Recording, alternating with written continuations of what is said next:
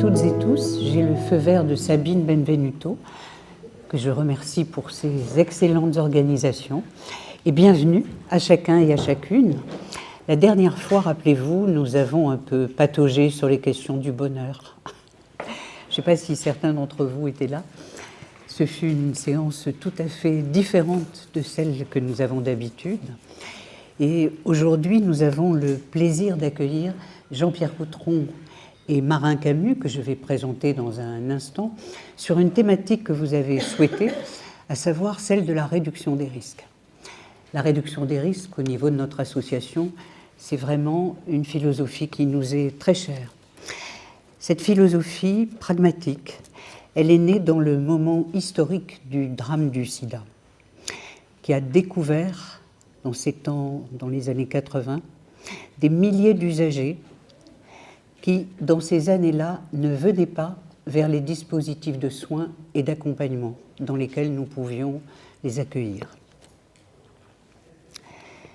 Les intervenants que nous étions portés vers des accompagnements très individualisés et nous ne voyions pas le drame et l'étendue des problèmes de santé publique qui se jouaient à bas bruit ou dans la rue.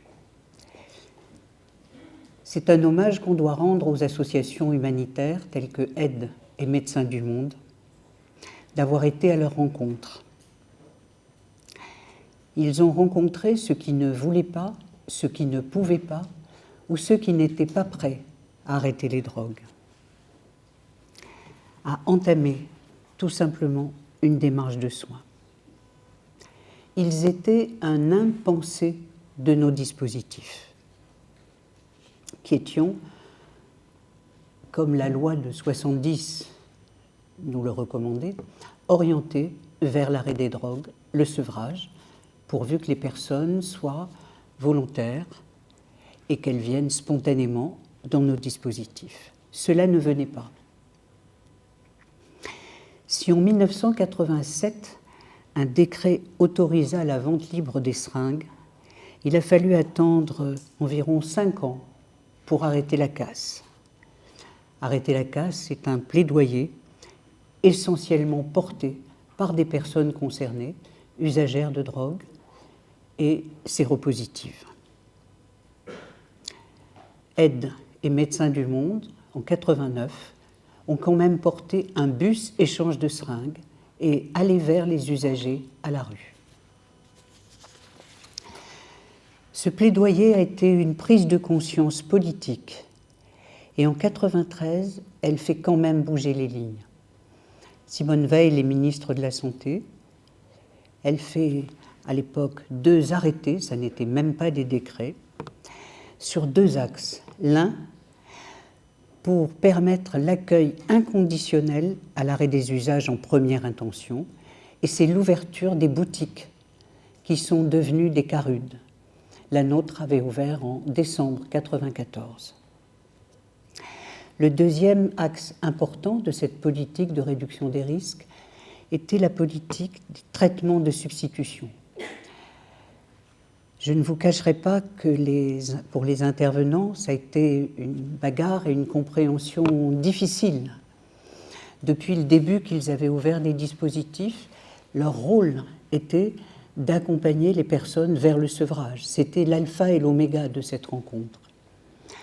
À partir de ce moment, donc les années 93, nous avons ouvert nos portes en ne sachant pas vraiment comment nous allions nous y prendre pour accueillir ces personnes qui n'avaient pas de demande, qui avaient seulement des besoins. La majorité d'entre nous, nous avons été 3 à ouvrir des boutiques dans ces années-là, avons embauché des personnes qui avaient été usagers de drogue et qui nous ont aidés en tant que professionnels à pouvoir faire et inventer ce nouvel accueil, parce que c'était vraiment un nouvel accueil.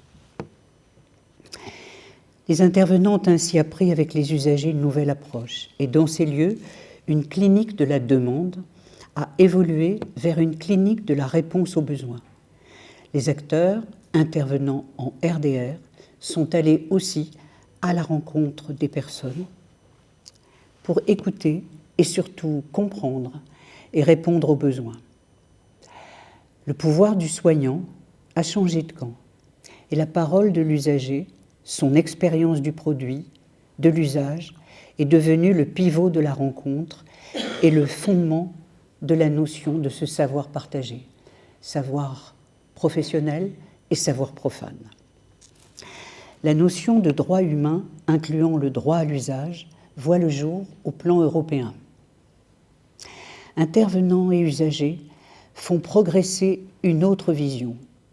La société doit prendre sa part de responsabilité et ne plus faire peser sur le seul individu la responsabilité de son état. Et on a pu éclairer cette réflexion, notamment avec le drame du fentanyl aux États-Unis, dont vous vous souvenez, j'imagine, ces laboratoires, oui, qui ont abusé de la souffrance des personnes en ne disant jamais que les traitements seraient addictifs. Et lorsqu'ils arrêtaient les traitements, ils se tournaient vers les drogues. C'est devenu, vous le savez, un immense procès. Voilà. Mais en tout cas, cette question de la place de la société dans la question des addictions est devenue un sujet important de réflexion. Il nous apparaît aujourd'hui important de revisiter l'évolution de la réduction des risques. Et comme je le disais, c'est vous qui avez choisi ce sujet, sa place, quelles sont ses forces, peut-être ses faiblesses, les pratiques sur lesquelles nous pouvons nous appuyer pour faire vivre cette philosophie qui s'avère un chemin vers une société du care, respectant chacun là où il est et là où il en est. Je m'arrête là pour mon introduction et je crois que je ne vais pas... Voilà, je te cherchais, Damien. Je crois que tu nous as préparé une introduction à ta manière. Damien Ricou, vous le connaissez, il est éducateur spécialisé à l'association et particulièrement sur le programme M-Paris. Bonjour à tous. Donc j'ai amené avec moi un petit sac qui contient beaucoup d'objets, un certain nombre d'objets. Je vais défiler dans la salle et ceux qui veulent participer vont tirer un petit objet qu'il y a dans ce sac. Et la question sera de savoir si c'est un objet qui est en lien avec la réduction des risques ou pas. Si vous savez, tant mieux. Si vous ne savez pas, on demandera à l'ensemble de la salle si quelqu'un sait à quoi sert cet objet. Est-ce que tout le monde a compris la consigne? C'est OK pour tout le monde? OK. Est-ce qu'il y a quelqu'un qui veut commencer, du coup, à tirer un petit objet dans mon sac magique? Allez, allons là-bas. Hop. Premier objet. Allons-y. Alors, qu'avons-nous? Des chiffres, des images et...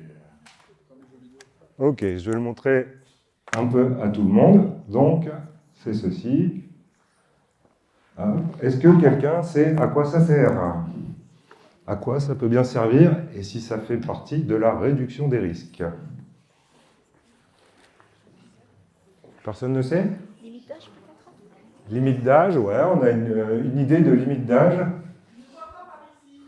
Ah ouais, je vais aller là-bas. Allez, on vous écoute. Non, c'est les limites d'âge sur les jeux vidéo. Ouais, hein, on a les limites d'âge, donc c'est ce qu'on appelle PEGI. Les PEGI. Donc on a les âges, mais on a aussi, je les reprends, les contenus. Donc dans les contenus, il peut y avoir des langages grossiers, de la discrimination, des drogues, des choses qui font peur, des jeux de hasard et d'argent. Donc c'est ce qui permet de réduire les risques autour du jeu vidéo. Donc sur chaque vidéo, c'est obligé, sur chaque jeu vidéo, vous trouverez le PEGI qui indique l'âge et les risques liés associés à ce jeu vidéo. Prochain tirage, à qui le tour? Hop, je vais faire le tour du coup.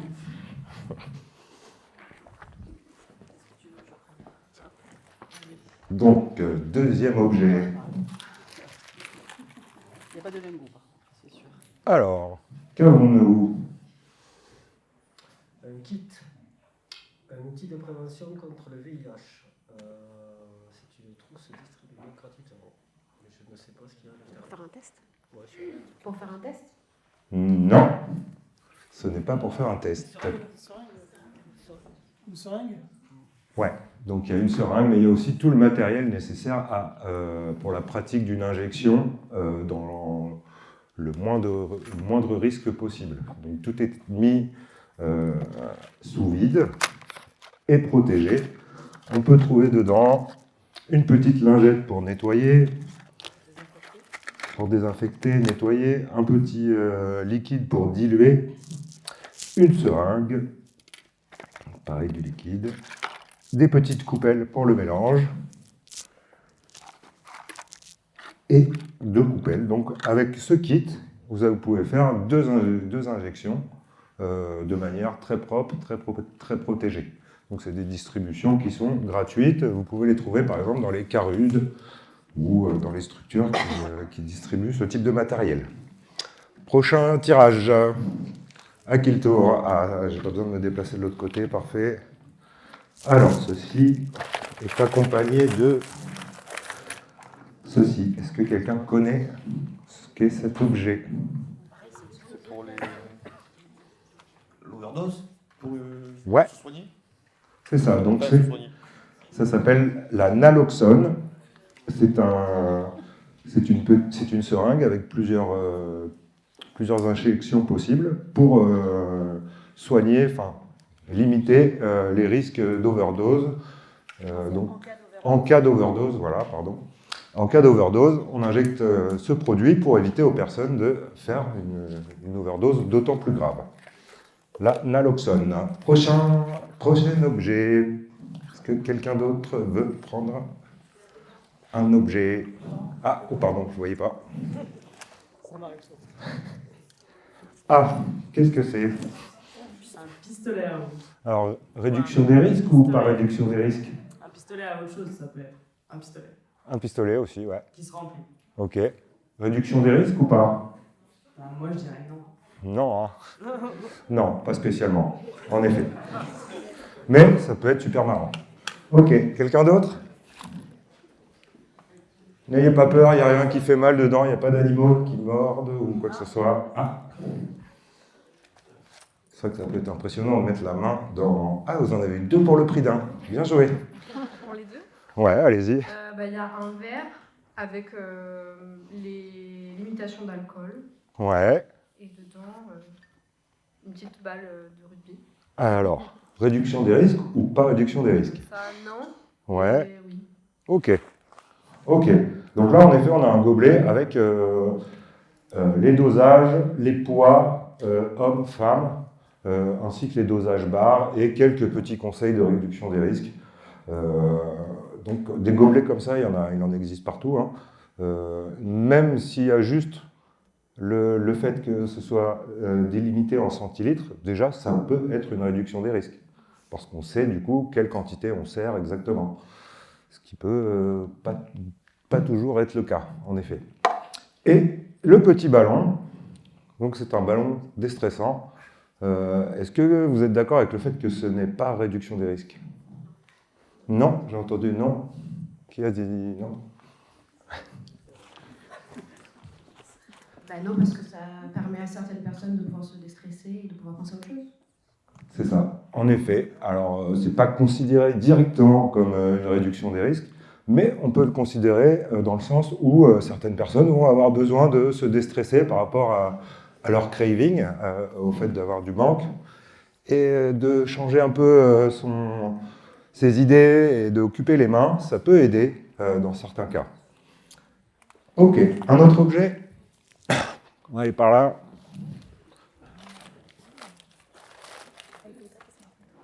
Ah, qu'est-ce que c'est? Une maracas. Une maracas. Réduction des risques ou pas? Non, je pense pas. Ok. Quelqu'un n'est pas d'accord avec la réponse de madame?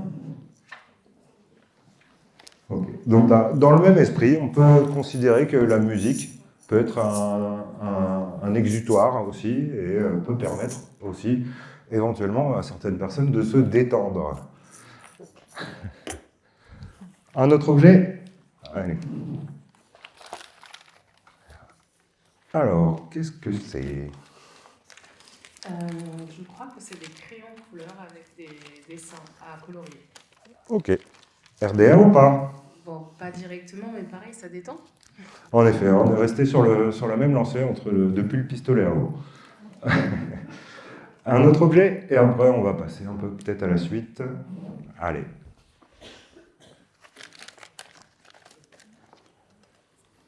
Alors, Du gel hydroalcoolique pour les mains. réduction des Ça risques. réduit les risques, puisque ça désinfecte. Ouais, en effet, ça désinfecte, donc ça réduit les risques en général pour les microbes et compagnie.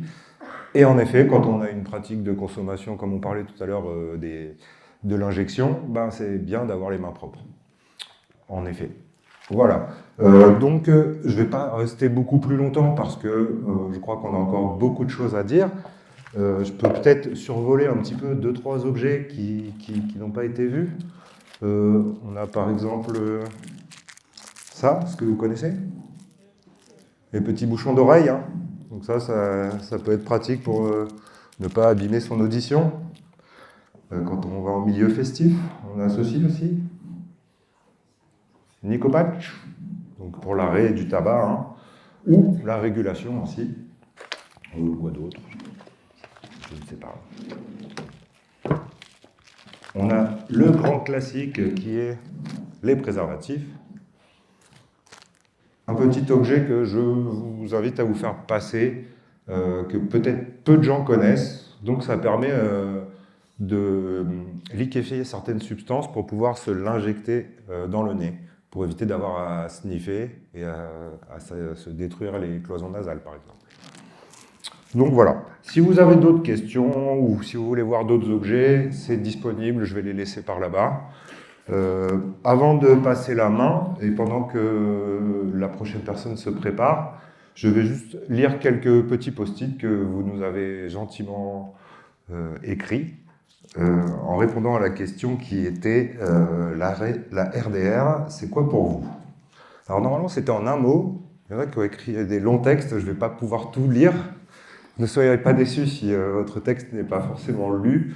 Mais voilà, donc je vais essayer de dire les principaux qui ont été donnés. Alors, nous avons eu la communication, l'accueil inconditionnel, l'empowerment, anticiper, accompagner, la non-stigmatisation et la bienveillance, le changement, accompagner les consos pour que ça soit fait en toute sécurité, des outils. Le roule-tapaille, on ne l'a pas eu, il était dedans. Vous connaissez le roule-tapaille? C'est des petits carnets de feuilles vierges et propres qui permettent d'utiliser une seule paille à chaque consommation pour éviter de passer certaines maladies. Ce que j'ai été dit, protéger, prendre soin, fondamental, SIDA 1980, comme on disait sur l'historique, adaptation, arrêter, pragmatisme, celui-là je n'arrive pas à le lire, désolé, je ne sais pas, donc en effet on a des personnes qui ne savent pas forcément, donc c'est intéressant. T+, qu'est-ce que c'est T+? Technoplus, en effet, grands acteurs de la RDR en milieu festif. Limiter les empêchements, écouter, consommer. Ah, celui-là, on l'a déjà dit. C'est pouvoir sauver une ou plusieurs vies. C'est joli ça.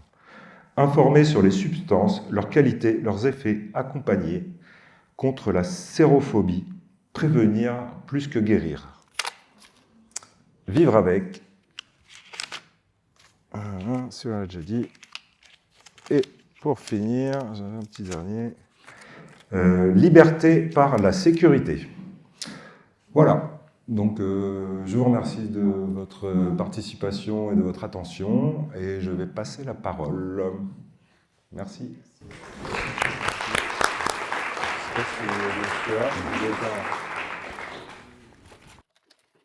Merci beaucoup, Damien.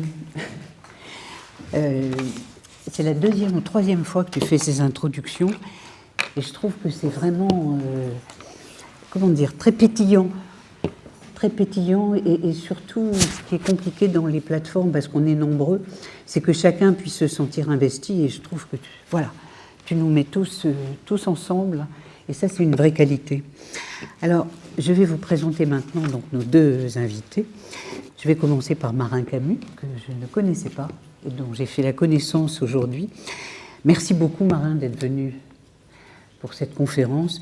Tu es formateur de patients, tu es expert en addicto, tu es patient partenaire du Centre national de ressources et de résilience, le CN2R, qui a deux missions, l'une qui est de déstigmatiser les usagers, donc de faire évoluer les représentations sur les usagers de drogue, et l'autre qui est d'améliorer les prises en charge, les besoins des usagers, mais aussi d'accompagner les équipes à accompagner les personnes qu'elles reçoivent.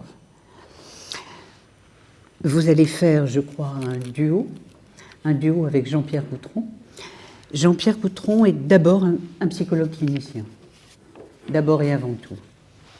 Psychologue clinicien, tu es aussi président de l'association Opélia, tu es aussi le président de l'association régionale Clément Cisor, tu es aussi dans le collège expert de l'Autorité nationale des jeux, tu es vice-président de la Société de santé publique France, je pense que je ne me trompe pas, parce que je confonds les deux, mais voilà. Tu es vice-président de la Société française de santé publique France, et tu as... Voilà, je suis très émue parce que c'est toi. Ça va, je vais me calmer. Je vais me calmer, je vais y arriver. Je vais y arriver.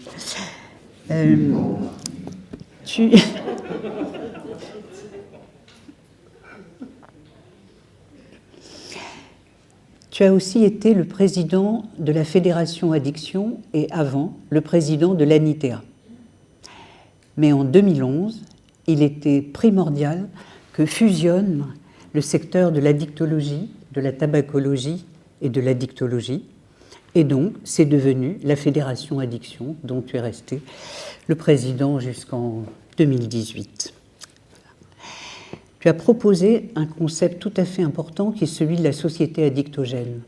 On parlait tout à l'heure de la question de la responsabilité de la société. Le concept de société addictogène qui a beaucoup accompagné notre réflexion et qui a donné un regard renouvelé sur le fameux triangle olivensteinien, qui donnait la définition de la toxicomanie comme étant la rencontre entre un produit, une personnalité, dans un moment social et culturel. Et je trouve que ce concept a été tout à fait renouvelé avec celui de la société addictogène. Tu es un psychologue à 360, parce que dans les années 2000-2004, tu as fait tout ce qu'il était en ton pouvoir pour faire reconnaître les consultations jeunes consommateurs, qui à l'époque s'appelaient les consultations cannabis. Voilà, qui sont devenues les consultations jeunes consommateurs. Et tu as aussi soutenu avec la même force la réduction des risques et particulièrement la création des salles de consommation en France. Tu soutiens donc à la fois les interdits protecteurs vers une éducation préventive et la RDR. Et aujourd'hui, avec Marin, vous allez proposer une lecture de la RDR en addicto, comprendre pour mieux accompagner. Et d'ailleurs, il est tout à fait intéressant de dire que tu viens d'écrire un bouquin qui est sorti au mois de janvier, si ma mémoire est correcte, qui s'appelle « L'aide-mémoire en réduction des risques ». Et je crois que nous en verrons la première de couve, parce que c'est toi qui es là dans ton PowerPoint. Je ne l'ai pas pris. Je regrette de ne pas avoir pris ma Bible.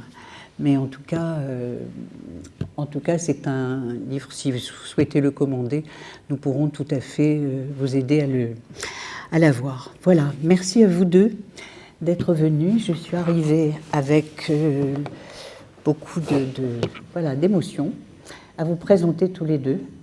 Et je vous remercie d'être là et je vous donne la parole immédiatement. Merci Martine, on va démarrer. Je ne vais pas rajouter à la présentation, mais je vais juste présenter le couple que nous formons, Marin et moi, qui est un couple assez imprévu. Comme dirait la chanson, on s'est connu et on s'est reconnu. On s'est connu avec Marin dans une formation auquel je participais au CNAM sur le counseling. Et on s'est reconnu parce qu'après l'avoir invité à intervenir dans une action qu'on menait à l'ENM, quand il a fait son témoignage, je me disais c'est bizarre, et je lui disais, ah ben un tel je connais, c'était mon copain à telle époque, un tel je connais, j'ai fait tel truc avec lui. Voilà, et donc depuis, je dirais pas qu'on est inséparables, mais on a des actions comme celle d'aujourd'hui. Alors, ce qui est bien, c'est qu'on évite de répéter, c'est une action nouvelle, c'est la première fois qu'on le fait, et on va vous parler de RDR avec deux approches. Alors, un point commun qui est l'approche expérientielle. On ne va pas vous faire un cours, ce n'est pas le but. Vous nous interrompez quand vous le souhaitez. Hein, on va dérouler les choses. À deux voix, on a l'habitude de se succéder et de se passer la parole.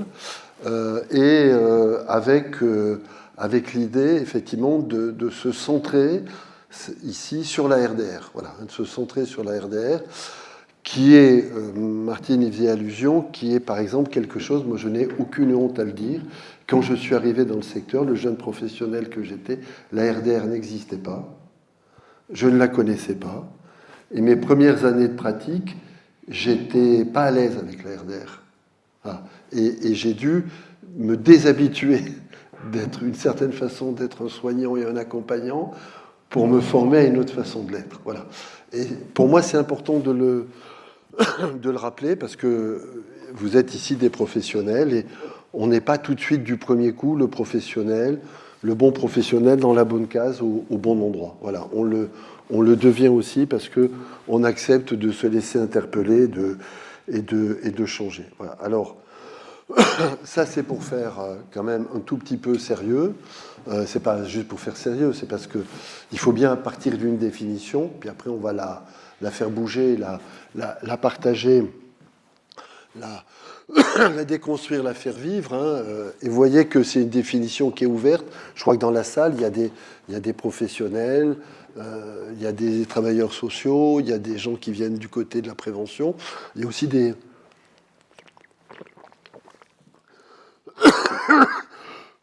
Ça commence mal. Je suis désolé. J'ai pris l'avion et donc du coup, je sens que ça va être compliqué, mais c'est pas grave.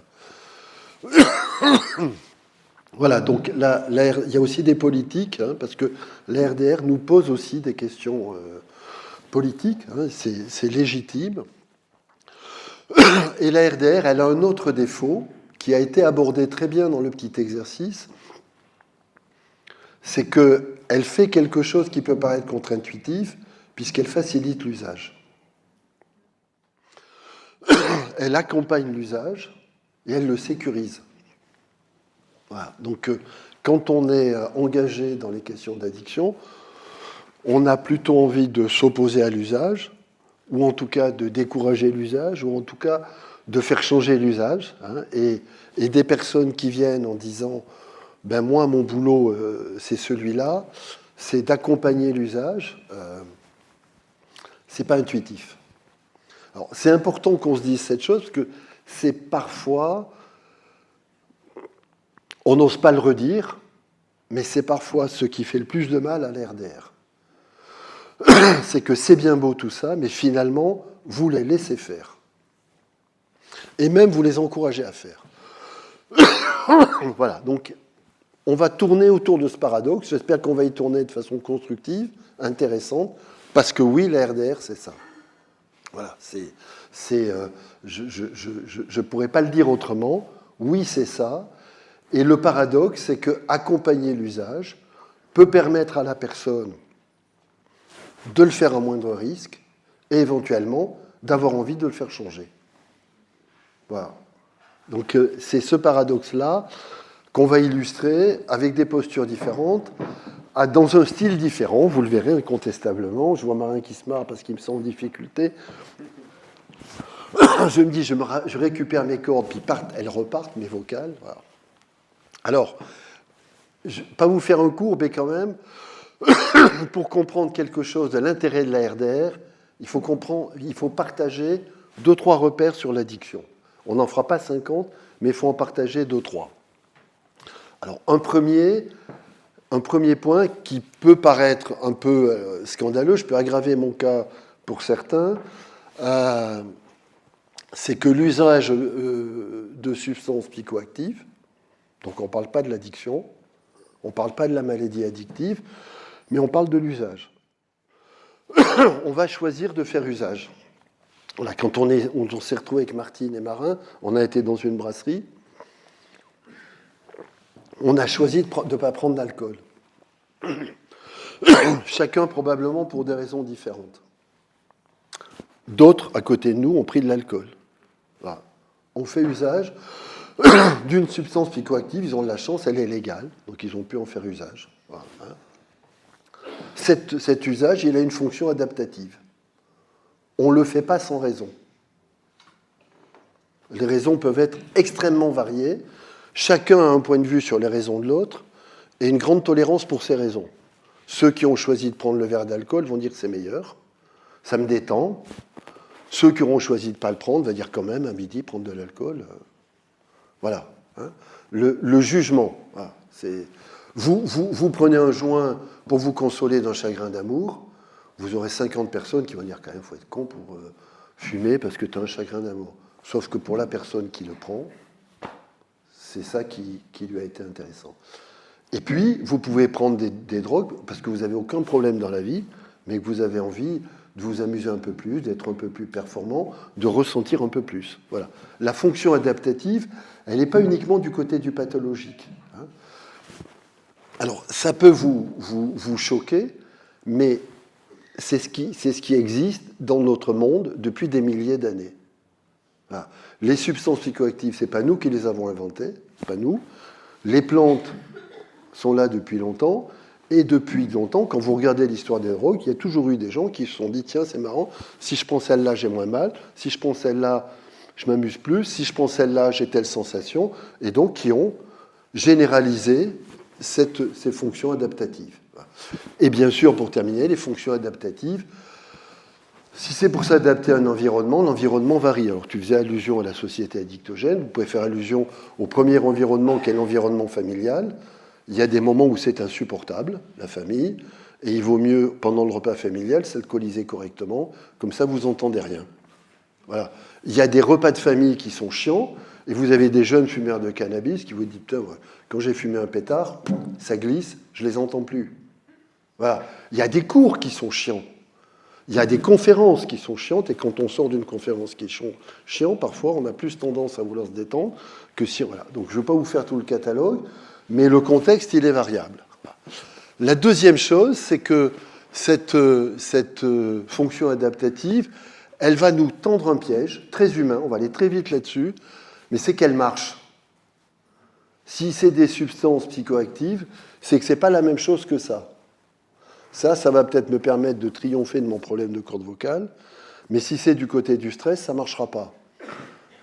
Alors, grâce à l'exercice, on a vu que du côté du stress, il y a la petite boule, tu l'as récupéré, le machin, il y a d'autres choses, voilà. Il y a le gris-gris dans la poche qu'on va toucher, voilà, il y a l'objet fétiche. Ok, chacun d'entre vous a peut-être ses petites stratégies anti-stress. Ensuite, vous pouvez faire l'expérience, si vous ne l'avez pas faite, parce que vous êtes des gens raisonnables, de prendre une substance chimique anti-stress, et vous verrez que ça marche vachement bien. Je ne fais pas l'éloge des drogues, je vous dis que si une substance psychoactive a été sélectionnée pour ses qualités, c'est que contrairement à l'autre, elle marche. Si vous prenez le produit, 10 minutes après, un quart d'heure après, une demi-heure après, une heure après, vous avez l'effet souhaité. Et vous vous dites, c'est quand même pas si mal que ça. Et vous pouvez vous dire, bon, je sais qu'il y a des risques, il ne faut pas que je le fasse trop, mais je vais le faire un peu. Juste là, parce que là, vraiment, j'en ai besoin. Vous voyez ? Donc, c'est un effet quasi magique, mais très réel, on le ressent. Ce n'est pas un effet placebo. Si ces substances ont pris cette place, c'est que ça marche. Voilà. Donc ça, il faut aussi qu'on le comprenne pour pouvoir faire de la réduction des risques. Ça peut vous choquer. Mais si ça n'avait pas cet effet réel, vous ne seriez pas là et je ne serais pas là pour vous en parler. Non, quelque chose, vas-y.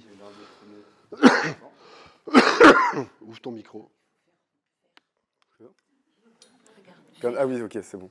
Là, vous m'entendez. Ok.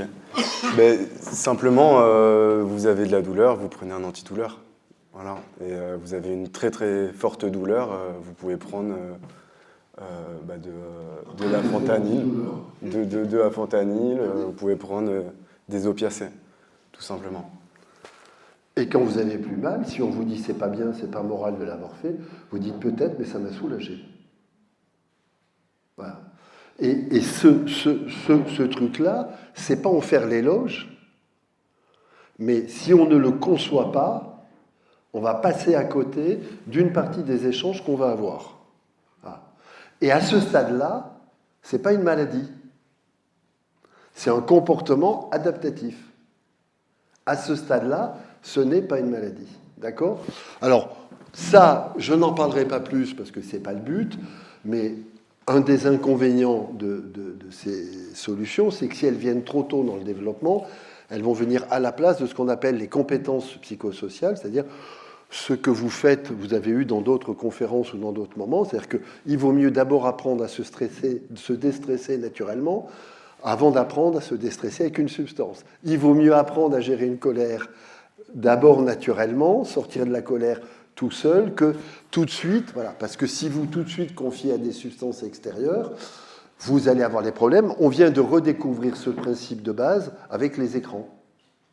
D'un seul coup, on vient de dire oh, mince, s'ils s'endorment tous dès 3 ans avec un écran, ils vont devenir addicts de l'écran. Alors qu'on a tous besoin des écrans et qu'on va apprendre à tous nos enfants à utiliser les écrans, on vient de comprendre que ce n'est pas l'écran qui est dangereux, c'est la chronologie qu'il prend dans l'acquisition d'un certain nombre de compétences.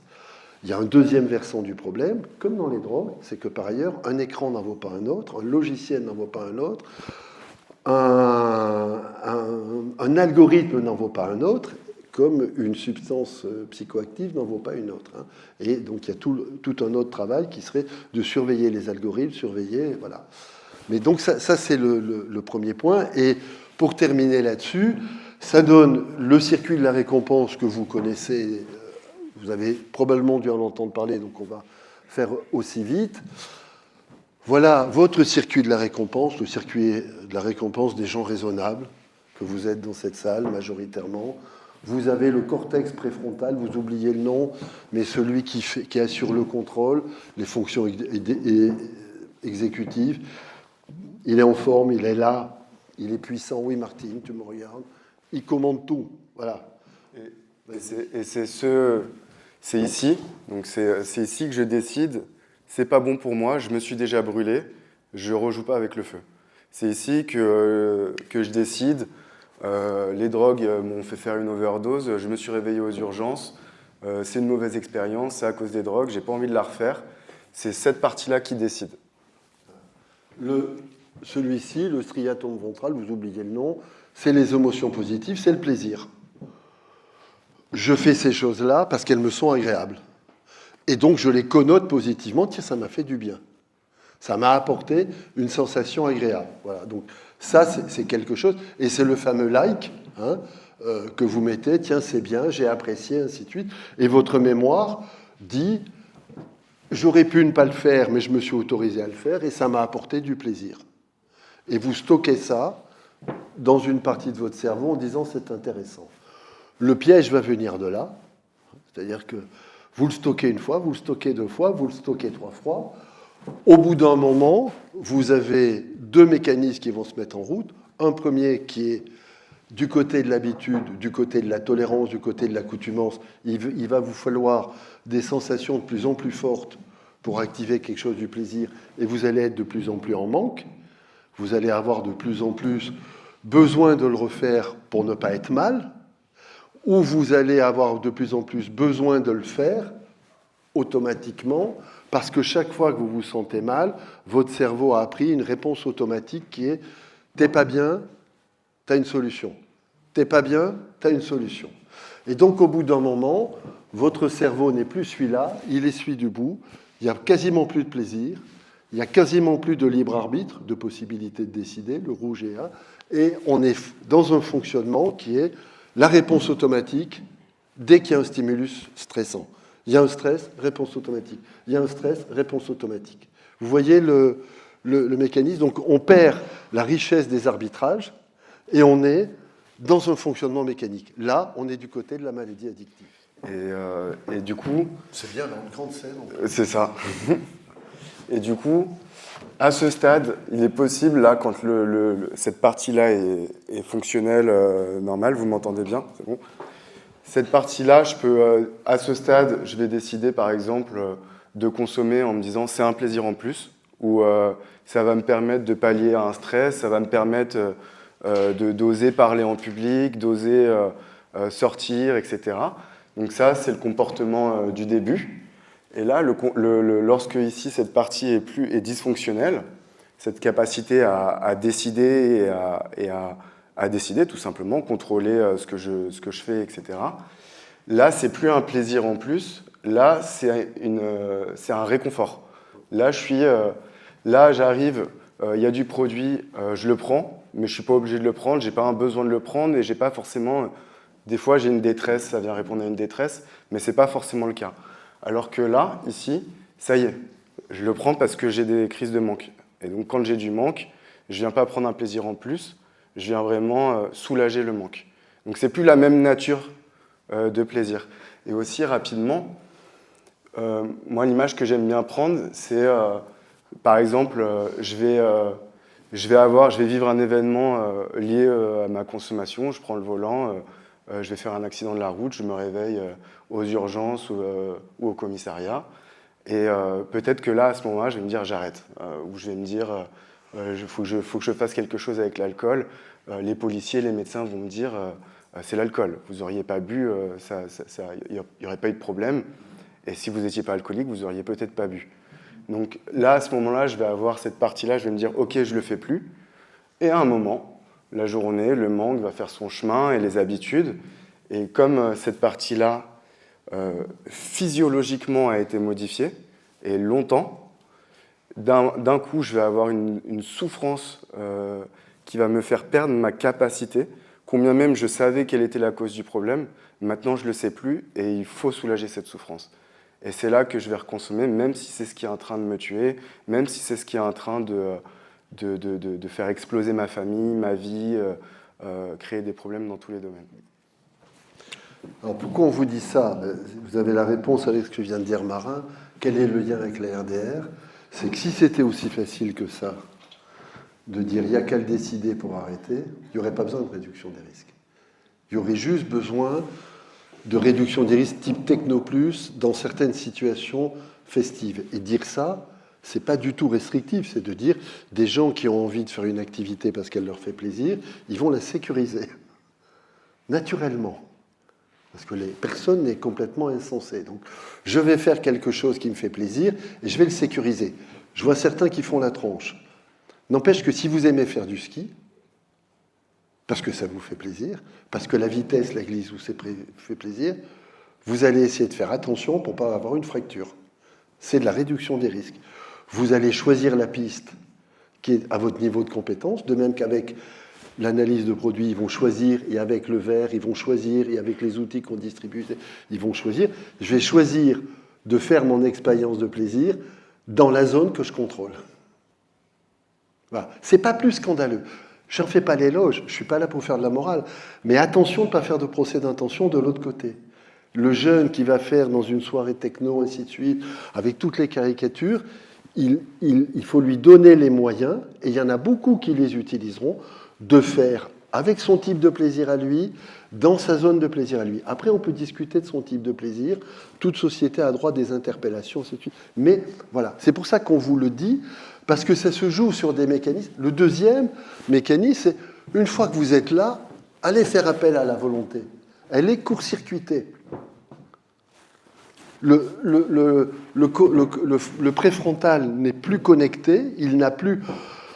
Donc vous pouvez le convaincre 20 fois de façon raisonnable de ne pas le faire. Parfois d'ailleurs, c'est ce qui se passe dans des rendez-vous quand il est dans le bureau en face à face, tranquille, la personne, il n'y a pas de stress, elle vous dit oui, j'ai compris, je ne le ferai pas. Elle sort dans la rue, il pleut, elle se prend la pluie sur la gueule, il y a une voiture qui passe devant, qui la klaxonne, ça lui met un stress, et hop, automatiquement, elle rallume sa clope, ou elle prend son verre, ou elle dit merde, et elle va, voilà, c'est pas supportable, elle a redéclenché le réflexe. Voilà, hein. Donc ça, et pour terminer sur cette diapositive, ouais, pardon. Ouais. Alors oui, aidez-nous parce que les questions, on ne les voit pas. Voilà. Je crois que c'est peut-être qu'on pourrait nous faire une forest. Pardon. Derrière l'éducateur sur le dispositif à la maison. Si vous m'avez marqué sur les mécanismes cérébraux, c'est un problème des fois les processus de consommation sur le fait qu'on n'arrive pas à se retenir. Enfin bon, est-ce que vous pourriez expliquer où est-ce que ça peut faire une chose qui se passe dans le cerveau, de cette manière, quand un consommateur uniquement, je dirais, très créatif, de manière hebdomadaire, on ne peut rien consommer depuis une semaine, et le week-end arrivant, à chaque fois, on se sent un certain de la race, entre guillemets, sans arriver à avoir des maths de bière en à la maison, ou qu'est-ce qui se passe effectivement dans le cerveau pour en arriver là, où peut-être de pas mélanger plusieurs substances chimiques dans la tête.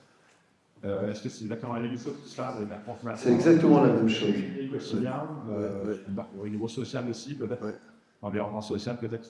Exactement, voilà. C'est exactement la même chose, sauf que dans un cas, et d'ailleurs ça se voit dans des parcours de sortie, comme ça se voit dans des parcours d'entrée, hein, la personne va utiliser le rythme de la semaine, le travail, un certain nombre d'éléments de contexte, d'environnement. Ça nous amène à ça, hein, E égale C, c'est-à-dire l'expérience d'usage, elle est la rencontre de la substance, de l'individu et du contexte. Et parfois, tu vas organiser ton contexte pour que pendant ces jours-là, il n'y ait pas de déclencheur. Et puis, au contraire, tu as programmé ton contexte et ton cerveau pour que quand arrive tel jour, telle heure, ça relâche. J'ai plein de patients. J'ai un patient en ce moment d'un type, il pourrait être dans cette salle, il vous blufferait tous. Il a des responsabilités économiques énormes dans son boulot. J'ai longtemps travaillé dans un quartier sensible, l'équivalent des Isards. J'ai longtemps travaillé au Val-Fouré. J'ai la chance de terminer ma carrière à l'inverse, à Boulogne-Billancourt. Donc j'ai maintenant une clientèle up. Ce monsieur a des responsabilités, peut virer du jour au lendemain X personnes. Voilà, il tient toute la semaine. Et à partir du vendredi telle heure, son cerveau commence à faire tic, tic, tic, tic. Et quand l'heure arrive, voilà. Donc c'est le même mécanisme, mais il utilise l'environnement pour sécuriser une partie des jours et à l'inverse pour se remettre dans d'autres difficultés. Si le vendredi, il a un rendez-vous d'affaires qui s'est rajouté et qui doit partir à Miami, à tracter ce qu'il doit tracter, ça va être nickel. Pour l'instant, ça va être nickel. Ouais, tu vois, donc voilà, c'est effectivement une très bonne réponse. C'est pas uniquement au quotidien que ça se joue, c'est sur des rythmes de vie. Et ça me permet de terminer, puis je te passe la parole, avec le fait qu'il y a plein de paramètres qui vont compléter ça. Des vulnérabilités personnelles, on en parlera, on n'a pas les mêmes. Des sensibilités génétiques, on n'a pas les mêmes. Voilà, donc on va avoir des paramètres qui vont jouer. Des sensibilités physiologiques. Je ne sais plus qui disait, en plus du vert, il y a le poids, la taille, le sexe, ainsi de suite. On a ces choses-là, psychologiques, sociales, voilà, qui vont jouer et qui vont terminer sur cette diapositive. Mais je te rends la parole et puis on la commentera ensemble. Yes. Du coup, on va passer je vais rester un peu sur l'addiction, Oui, vas-y. pour donner un peu une lecture pratique, ma lecture pratique un peu du développement de l'addiction. C'est comme si à chaque fois que je rencontre une difficulté, enfin la première fois que je rencontre, on va dire, la difficulté sans parler de tout un contexte traumatique, etc., je vais rencontrer une difficulté du type je sors, je suis pas à l'aise, je suis timide, je suis adolescent, j'ose pas sortir, j'ai pas envie d'être tout rouge, d'avoir les mains qui transpirent. J'ai vu que j'ai essayé une fois l'alcool, ça me permet de pas transpirer, ça me permet de parler plus facilement, ça me permet de faire ce que je veux faire sans avoir à affronter ou à faire avec la honte, faire avec la peur. Ça fonctionne et je réemprunte ce chemin suffisamment de fois pour que ça soit ma première réponse à cette situation. Et en plus de ça, je vais développer donc un mécanisme physiologique qui va générer du manque pour me faire consommer. C'est un peu comme ma lecture du développement de l'addiction. Et quelques années plus tard, je vais avoir des peurs qui sont même plus de juste je vais sortir avec les copains. Je vais avoir des peurs de je suis en manque. Je me réveille, mon corps le demande, il crée de la souffrance, il tape sur mon cerveau pour me dire je souffre, il faut que tu trouves une solution. J'ai les mains moites, etc. Mais c'est plus parce que j'ai peur de sortir, c'est juste parce que j'ai pas bu. Et donc c'est un peu voilà, une lecture du développement de l'addiction qui fait un peu la différence après de... Et je te rejoins, c'est aussi une histoire de contexte, c'est une histoire de physiologie de personnes, c'est une histoire d'histoire personnelle, etc. C'est sûr que si à la maison il y a énormément de stress ou si j'ai pas de maison, voilà, je vais demander à une personne qui dort dehors d'arrêter les consos. La personne est soumise à des difficultés différentes et même souvent beaucoup plus complexes que quelqu'un qui peut rentrer chez soi et se dire je me mets dans ma baignoire, je me fais un bain, je vais affronter la situation de manque dans un bain chaud. Bah, si je suis dehors, ça ne va pas du tout être la même chose. Voilà, c'est ce que tu évoquais, Martine, hein, la RDR. Elle a souvent été associée au sida, avec raison, et on lui a découvert une autre vertu, c'est qu'elle permet de s'occuper de personnes qui, pour l'instant, ne pourraient pas faire le parcours idéal que l'on voudrait leur voir faire pour s'en sortir. Parce qu'au bout d'un moment, la personne, elle peut être, pas tous, encore une fois, il y a des usages qui ne vont pas terminer là-dessus, c'est extrêmement important que vous l'entendiez, mais elle peut être, c'est la métaphore de l'ornière, elle peut être coincée dans une ornière. Parce qu'à force de répéter, elle a creusé, il n'y a plus beaucoup de chemins d'alternatives, elle ne sait plus comment faire, elle est figée dedans. Vous arrivez en lui disant, tu vas faire un petit sevrage, et dans 3 semaines, c'est bon, enfin, elle n'y croit pas. Même pas en rêve. Voilà. Donc, dans les centres de soins, quand on leur vendait « ici, on vous sèvre », puis ensuite vous partirez en post-cure, puis ensuite vous allez réinsérer, comment voulez-vous? Les personnes se disaient « mais c'est même pas la peine que j'y aille. Je ne pourrais pas faire ce parcours. » Ou bien elles y allaient pour faire un petit bout du parcours, et on disait « ils nous ont trompés, ils nous ont menti, ils ne voulaient pas faire tout le parcours. » Mais il y avait marqué « parcours obligatoire ».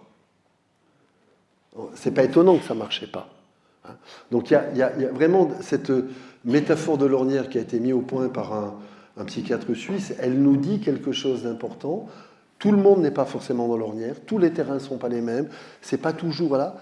Mais c'est une partie de ce qui a donné son efficacité à la réduction des risques, c'est de dire à la personne, si tu n'es pas prête à faire cette étape-là, on peut faire autre chose. Et le prendre soin peut commencer ailleurs et autrement. Et tu peux commencer déjà à prendre soin en te mettant moins en danger, tout simplement. Alors effectivement, vu de l'autre côté de la vitre, on revient au début, et je te repasserai la parole, on va être perçu comme, mais vous les laissez se droguer, et vous les encouragez à se droguer. Et ça, encore une fois, on vous le dira tout le temps dans l'après-midi, parce qu'on parle souvent d'ambivalence dans les addictions, on parle souvent de personnes qui sont menteuses, on parle souvent de personnes qui veulent et qui ne veulent pas. Oui, ça fait partie d'eux. La drogue, c'est à la fois une solution, mais c'est un piège. C'est à la fois une solution magique, mais c'est une illusion dans un certain nombre de cas. Et il faut arriver à travailler avec ces contradictions. Il faut se faire confiance entre nous, et il faut accepter qu'on soit à des places différentes. Et la dernière chose, et après on va passer à ton histoire et à une partie du témoignage, c'est qu'en plus, nos histoires personnelles ne nous mettront pas à égalité. Elles ne nous mettront pas à égalité. On n'arrivera pas face aux expériences, aux premières propositions, avec le même parcours. Et selon la personnalité, selon l'histoire de vie avec laquelle on arrive, ça n'aura pas les mêmes effets. Parce que l'effet de la drogue, il n'est pas que dans la chimie. Il est aussi dans celui qui la reçoit, ou celle qui la reçoit. Donc vous voyez un petit peu ce premier enjeu, hein, qui est un enjeu difficile. Hein. Alors, quand on a l'habitude, on trouve ça évident. Quand on n'a pas l'habitude, souvent on peut trouver ça scandaleux. Je vais terminer par une anecdote. Martine y faisait allusion, j'ai eu la chance de négocier les salles de consommation en moindre risque. On a été reçu par le Premier ministre de l'époque, c'était Fillon, avec la prix Nobel de médecine, Barry Sinoussi, voilà, avec Pierre Chapard qui était un activiste, et le Premier ministre et son directeur de cabinet ont dit, mais de toute façon, on va vous recevoir 1 heure parce qu'on est respectueux, mais c'est plié, on ne le fera pas, parce que lutter contre la drogue, c'est lutter pour que les personnes arrêtent. Voilà. Et Barry Sinoussi, qui avait amené une pile comme ça de documents pour dire, mais non, pour tout un tas de personnes, si on veut les aider, il faut d'abord les accompagner. Et les 2 personnes et les représentants, vous savez, on est en face à face dans cette table de négociation, on dit, ah non, mais ça, on ne peut pas l'entendre. Voilà. C'était intéressant parce que ce n'étaient pas des salauds, hein. C'est des gens comme vous et moi, mais on voyait bien le côté, ça ne peut pas être pensé. Ça ne peut pas être pensé. Et quand on leur disait, mais nous, on est des soignants. En tout cas, Barry Sinoussi et moi, Pierre, c'était un activiste, donc, mais nous, on est des soignants. Si on vous le dit, eh ben voilà. Donc, cette histoire de la RDR, elle se noue dans cette difficulté. Oui, les acteurs de la RDR vont dire, ben, puisque tu es dans l'ornière, on ne va pas chercher à t'en faire sortir magiquement par un claquement de doigts parce que ça ne marche pas. On va chercher avec toi à construire les étapes qui te permettront petit à petit peut-être d'en sortir. Mais on va commencer par construire les étapes qui te permettront petit à petit peut-être d'en sortir. Voilà.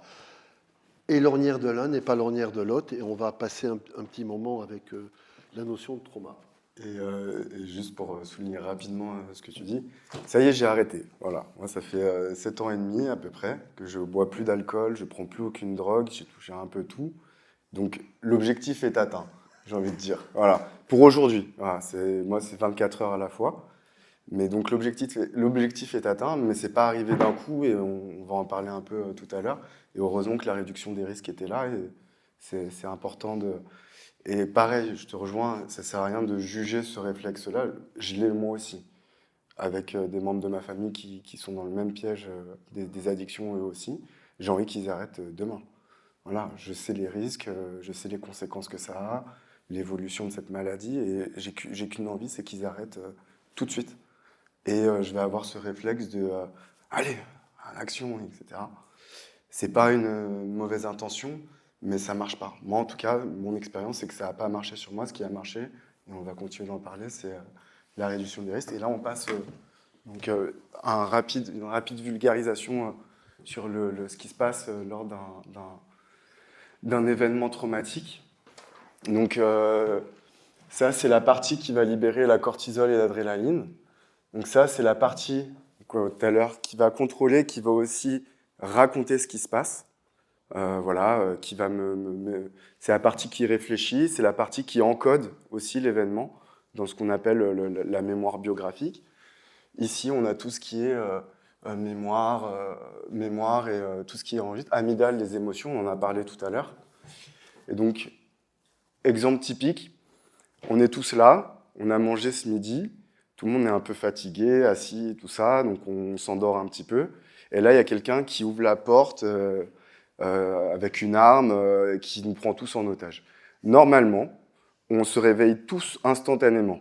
Normalement, s'il arrive ça, on se réveille tous instantanément parce que, ici, on va libérer une telle dose d'adrénaline et de cortisol qu'on va avoir le cœur qui va se mettre à se réveiller avant même de prendre conscience qu'il y a quelqu'un qui est rentré avec une arme à feu, peu importe. Notre corps va se préparer au combat ou à la fuite pour nous sauver. Et donc, instantanément, on sera tous réveillés, on sera même, normalement, il y en aura certains qui seront sidérés, il y en aura certains qui seront déjà prêts à se mobiliser et à bouger. Ça, c'est ce qui se passe pour tous les humains, et c'est ce qui se passe lors d'un événement traumatique. Quand ça arrive enfant, c'est d'autant plus fort que voilà, la vulnérabilité, la jeunesse du cerveau, etc. Et ce qui se passe pour la personne qui va développer un stress post-traumatique, c'est qu'à ce moment-là, la dose est tellement importante d'adrénaline et de cortisol qu'on peut en mourir. Et donc le cerveau, il a un mécanisme de survie, une sorte de disjonction, qui fait que tout ce qui était censé s'encoder, c'est-à-dire qu'on a tous vécu la personne qui rentre dans cette salle, et peut-être qu'il y a une partie d'entre nous qui ne vont pas se souvenir de l'événement, ou pour qui ça va être beaucoup plus flou, parce qu'il va y avoir disjonction. Et le stress post-traumatique, c'est que l'événement n'est pas encodé, par contre, il reste sous forme de fragments émotionnels, et il se reproduit, mais qu'au travers des émotions dans le corps. Et donc, dès que je vais être dans une salle à cette heure-là, je peux sentir un stress, je ne sais pas d'où ça vient. Dès que je vais voir un film avec un mec qui rentre avec une arme à feu, je vais avoir une réaction physique. Parfois, je l'ai oublié. Parfois, il y a amnésie traumatique. Mais par contre, le corps, lui, il fait comme si l'alerte était restée malgré que l'événement soit terminé. Parce que le souvenir n'a pas été encore encodé. Jusque-là, vous me suivez? Et du coup, ces réseaux-là, c'est des réseaux qui sont très proches des réseaux de la récompense. Et quand il y a trauma, et ce qui est mon cas, événement traumatique dans l'enfance, et les addictions, on remarque qu'il y a prévalence de comorbidité. On parle de pathologie duel, et l'un alimente l'autre. En plus, vous devez le voir, je pense, dans les personnes que vous suivez. Régulièrement, les personnes qui sont addictes se retrouvent dans des situations potentiellement traumatiques, et les personnes qui ont vécu des stress post-traumatiques se retrouvent à utiliser les produits pour soulager cet état d'alerte constant qui se répète et qui empêche de sortir, etc. Tout ça pour amener cette notion déjà de différence et cette histoire d'impuissance. Ce n'est pas une histoire de volonté, c'est vraiment une histoire de survie.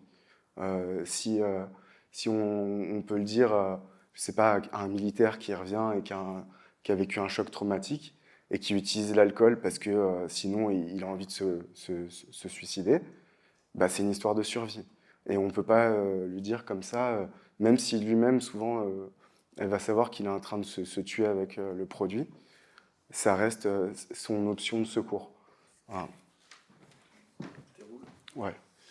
Et donc là, c'est un peu le même schéma, mais en gros, on va reparler un peu des déclencheurs. Ça, c'est la partie émotionnelle. Ça, c'est la mémoire. Ça, c'est ce qui décide. Dans le stress post-traumatique, j'ai réagi à des déclencheurs. Si mon traumatisme, il concerne... je vais être un peu explicite, j'espère que je vais pas... c'est pas trop dur. Si j'ai subi, je sais pas, un viol dans l'enfance par une personne qui fait 1m80, qui a tel parfum, à telle heure, etc., les déclencheurs vont être souvent, par analogie, très proches de la situation. Et donc, c'est quand je vais être en entretien avec un thérapeute qui fait 1m80, qui a la même barbe, le même parfum, ça va rendre la chose compliquée. Et donc, ce qui se passe, c'est qu'à chaque fois qu'il y a vu ou j'entends les déclencheurs, parfois c'est interne, c'est mes pensées qui déclenchent l'hypervigilance et à un moment, la libération de cortisol et adrénaline, et c'est ça que c'est important de dire. La cortisol, l'adrénaline, c'est des drogues endogènes. Donc le cerveau fabrique des drogues. Voilà. Le cerveau fabrique des endorphines. Quand vous courez 1 heure de footing, normalement, vous vous arrêtez, vous êtes un peu... vous êtes défoncé, en fait. Le cerveau libère de l'endorphine. C'est un antidouleur naturel, etc. Et donc, c'est des drogues endogènes, ce qui rajoute cette notion de lien avec les addictions. Voilà. Et pour terminer sur cette première partie, avant notre partie de ton témoignage, qu'est-ce que ça nous donne sur la réduction des risques? Si on reprend, elle va s'intéresser à l'usage, tout simplement. Elle va s'intéresser aux personnes qui en font usage. Donc, 2 choses, l'usage et les personnes qui en font usage. L'usage, certains d'entre vous sont spécialistes de tel usage, pas de tel autre. Voilà. Des personnes, on peut pas être savant sur la totalité des modes d'utiliser les drogues. Il y en a tellement aujourd'hui. Donc voilà, donc il faut accepter, il faut avoir un réseau, on va se faire expliquer. Moi, je reçois des personnes, je ne suis pas capable de faire de la bonne réduction des risques sur leur technique à elles. Parce que ce n'est pas les modes de consommation que je connais les mieux, mais la personne qui fait de la réduction des risques, elle doit être prête à s'intéresser à l'usage et à la personne qui fait usage. Et elle va s'intéresser à quelque chose qui est le point d'équilibre, hein, d'où l'équilibriste, parce qu'elle va chercher à s'intéresser à la façon dont elle gère les bénéfices et les risques. Chacun d'entre nous, dans un parcours comme ça, va chercher à équilibrer les bénéfices et les risques. Encore une fois, vous le faites quand vous prenez votre vélo, quand vous allez skier, quand vous prenez votre voiture. Voilà, vous cherchez à équilibrer au mieux les bénéfices de votre comportement et les risques qu'il vous fait prendre. Voilà. Alors, après, on se posera, il y a la question de la légalité, il y a la question des valeurs culturelles, il y a des drogues qui sont autorisées culturellement, d'autres pas. Mais voilà, nous, quand on accompagne quelqu'un, c'est sur ce bénéfice-risque. Vous allez voir que ça va avoir un vrai bénéfice dans la rencontre, parce que pour la première fois, la personne dit, tiens, on s'intéresse à ce que j'essaye de faire. On ne juge pas d'abord si c'est bien ou mal, on s'intéresse à ce que j'essaye de faire, à la balance que j'essaye de faire entre le bénéfice et les risques.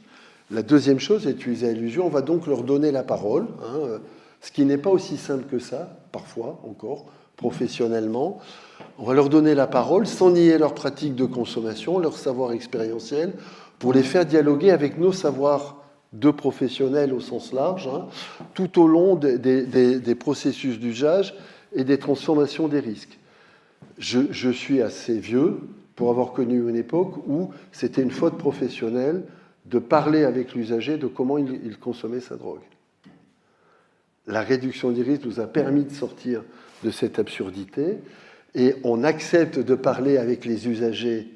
Non seulement on accepte, mais on leur fait entendre et on partage avec eux qu'ils ont la nécessité d'en parler, qu'ils ont le droit d'en parler, et qu'une partie de leurs savoirs sont beaucoup plus utiles que les nôtres pour sécuriser leur comportement à eux. Et au moment où vous pensez que vous faites un acte scandaleux, vous faites un vrai acte parce que vous permettez à la personne de commencer à prendre soin d'elle-même là où elle est capable de le faire. Elle est capable de commencer à prendre elle-même soin d'elle-même sur son comportement d'usage. Eh bien, je vais commencer à t'aider et à dialoguer avec toi. Voilà. L'histoire de la distribution des seringues, c'est tu ne peux pas tout de suite arrêter de t'injecter, mais je vais te permettre, par rapport à ce que tu m'as expliqué de comment tu t'injectais, de t'injecter, d'où la cupule que tu as montrée, d'où les filtres, tous ces appareils, pour que tu t'injectes à moindre risque. Et s'injecter à moindre risque à ce moment-là, c'est pas laisser faire dans quelque chose qui est regardé avec un jugement moral, c'est du laxisme. C'est au contraire dire à la personne, je suis avec toi pour que tu puisses prendre soin de toi dans un comportement qui a des risques, mais qui pour toi te tient encore par les bénéfices qu'il t'apporte. Vous voyez, donc, il ne s'agit pas de faire l'éloge de son comportement, il ne s'agit pas de lui dire « drogue-toi, on n'en a rien à foutre », mais d'attraper la partie positive, prendre soin de soi, de son comportement. Et ça va nous permettre de sortir de quelque chose qui est sinon une stigmatisation. Alors, en vous disant ça, à cette heure-là de l'après-midi, je me rends bien compte des risques qu'on prend, mais c'est l'intérêt de se rencontrer. Hein. Il y a des sujets plus faciles et plus consensuels que celui-là, hein. Mais ça va nous permettre de sortir de la stigmatisation de l'addiction. L'addict, il fait n'importe quoi, de toute façon, il n'a rien à foutre de la vie, il n'a rien à foutre des gens, hein. En prenant en compte la dimension adaptative des usages dont on vous a parlé aujourd'hui, en prenant en compte, en prenant en compte l'équilibre bénéfice-risque, hein, et donc en prenant en compte que on comprend que la personne a envie de faire attention à ça, et donc on va initier l'alliance qui va nous permettre de cheminer. Vous aviez dans les papiers accompagner, prendre soin, vous aviez des mots comme ça. Ça veut dire qu'il faut être capable de se mettre à côté de la personne et de dire « Ok, je vais t'accompagner ». Voilà. Ça paraît probablement scandaleux à certains d'entre vous, et c'est, encore une fois, logique. Que ça paraisse difficile à admettre à un certain nombre d'entre vous ne me pose pas problème, ne me choque pas, et j'aimerais bien que vous puissiez en parler tranquillement, si vous en avez envie, une fois que tu auras fini l'enchaînement qu'on a prévu de faire avec ton témoignage. C'est pas choquant que vous ayez, pour certains d'entre vous, que ce soit difficile. Pour d'autres, Ça paraît évident. Tant mieux pour les autres, mais encore une fois, il n'y a pas de bonne et de mauvaise posture. Ce n'est pas aussi simple que ça de se coller là-dessus, voilà, hein, d'attraper cette posture. Mais si on veut accompagner la personne, il faut qu'on soit capable d'avoir cette posture d'alliance. Voilà. Est-ce qu'il y a une remarque? Oui.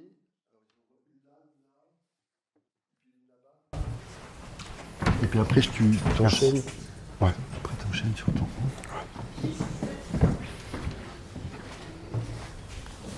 Alors moi, j'en voyais une là, une là.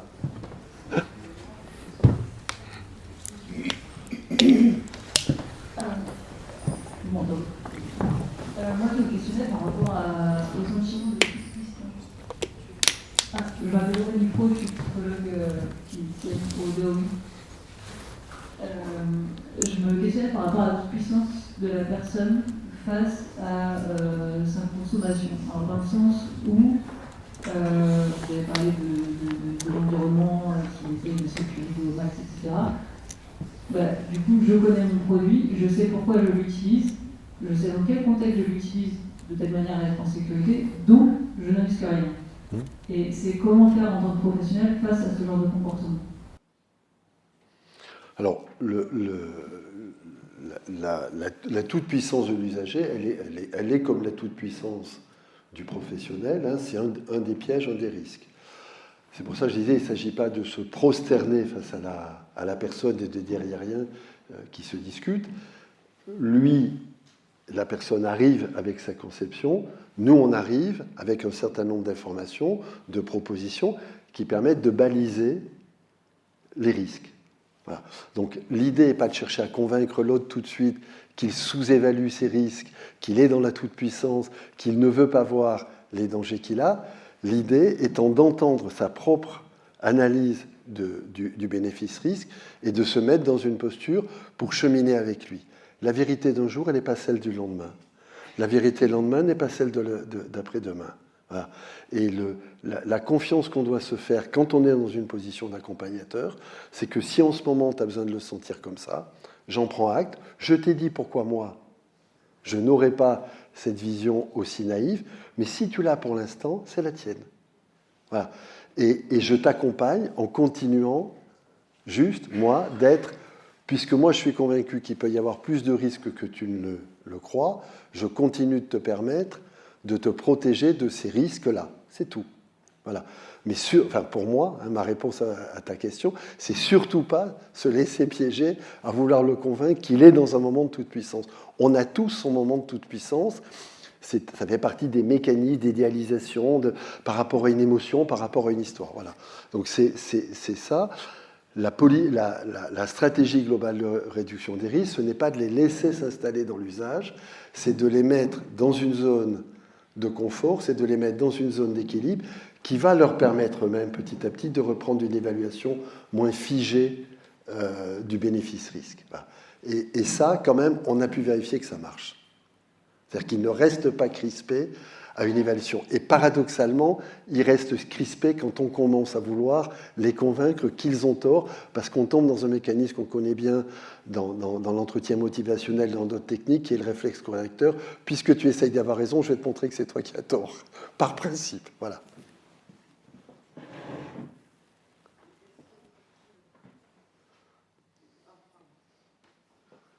Oui, c'est physique. C'est le moment où c'est... Bonjour, je suis Yoann, je suis assistante de prévention de sécurité dans un collège. Et moi, je me questionne beaucoup comment accompagner des collégiens, donc ça va de 10 à 14, 15. Et voilà, donc avec cette dimension de se confronter à l'État, à l'institution et à la vision très abstinence. Voilà. Et comment, déjà voilà, il y a déjà à dissocier l'addiction chez les jeunes, c'est aussi de l'expérience, un début de quelque chose, et puis on ne va pas forcément tomber dans des addictions. Donc moi vraiment, j'ai eu envie de venir pour forcément en milieu scolaire, et je sais qu'il y en a qui sont incroyables. Ils vont essayer d'aller en acheter en douce, et voilà, je vais poser des questions sur la posture, sur, voilà, il y a un an qui vient de me voir en disant que j'ai besoin de préservatifs, ils ont 12 ans, je leur en donne.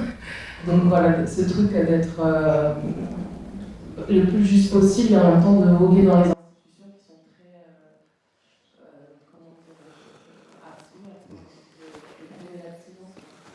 Alors, je vais prendre le risque, sans mauvais jeu de mots, de te faire un bout de réponse, mais honnêtement, il faudrait qu'on prenne plus de temps et voilà. Et comme on veut dérouler quand même la totalité de l'intervention, je nuancerai pas complètement. Mais c'est d'abord, on y faisait allusion, il y a des interdits, et une partie de ces interdits ont des fonctions de protection.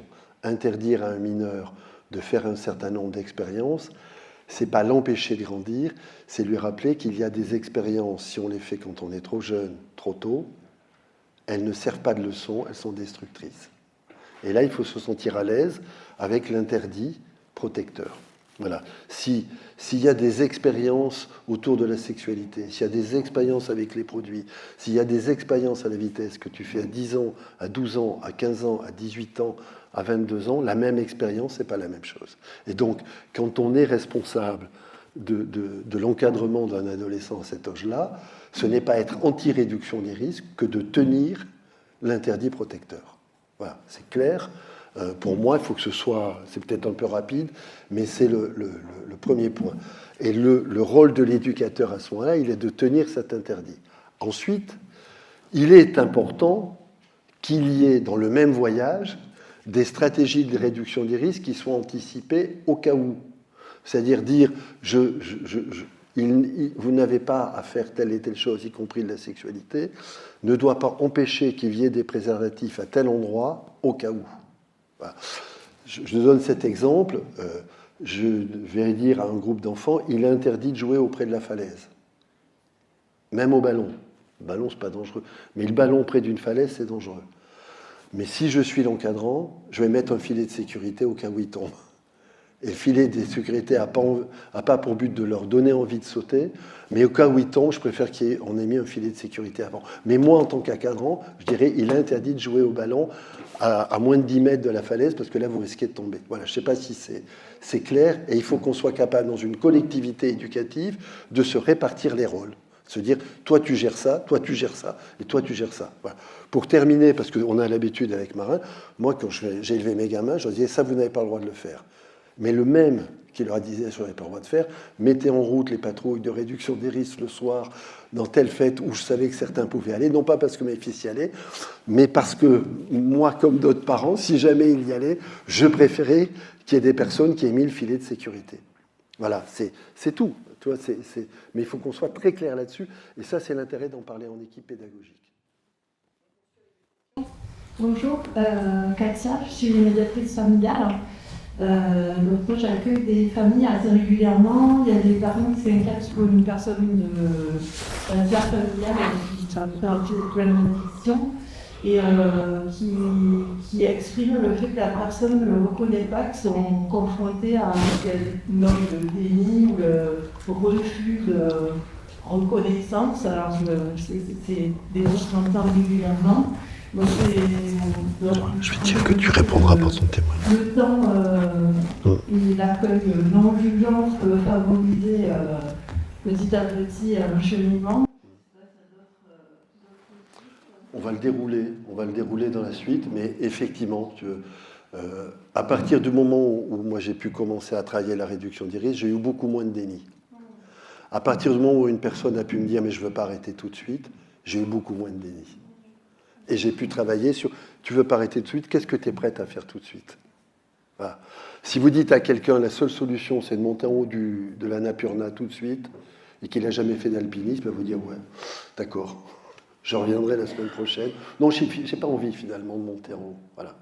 Si vous lui dites dès le premier lacet, mais on le verra avec des choses que tu as présentées sur l'approche par le rétablissement. Il faut être prudente.